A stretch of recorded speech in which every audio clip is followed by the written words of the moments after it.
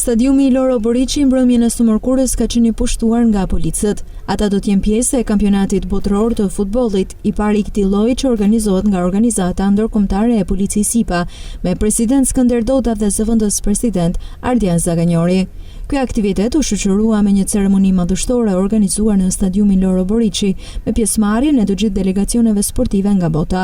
Ceremonia u hap me përshëndetjen e presidentit të IPA-s në Shqipëri, Skënder Dota, për të vijuar më pas me presidentin e IPA-s botërore Martin Hoffman dhe ministrit të brendshëm Ervin Hoxha. E kam pohuar prej 10 vitesh që Shkodra i ka paraprirë shumë proceseve në Shqipëri dhe për këtë është dhe kampionati parë botëror i futbollit pikërisht në Shkodër. Na ka mbledhur nga gjithë bota një korpus të madh punojësish policie prej 600.000 vetësh në gjithë botën.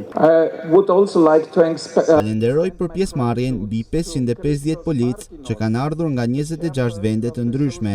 Është një kënaqësi dhe privilegj i madh të jem këtu në qytetin e Shkodrës në turneun e parë të futbollit. Kjo është hera e tretë që unë vi në Shqipëri dhe sa herë që kthehem largohem me përshtypjet më të mira për popullin shqiptar.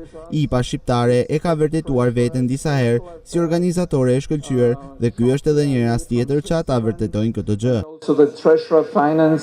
Në fakt e mirëprita me shumë dëshirë të ftesë. Sigurisht i përshëndes gjithë organizatorët, është një nder dhe privilegj për mua që të jem këtu sot, në një nga qytetet ku sporti, kultura kanë treguar gjithmonë që janë në vend parë. Ju falenderoj përzemërsisht që jeni sot në këtë stadium, në një nga impiantet më të mira të Shqipërisë, ku luan vllaznia, ky ekip me shumë tradita, që i ka dhënë vendit tonë shumë breza futbollistësh në dekada. Në Shkodër 2 vite më herët u zhvillua kampionati i parë evropian i futbollit për priftërinë dhe tashmë në këtë qytet regjistrohet një tjetër datë historike, ku zhvillohet kampionati i parë i futbollit për policinë.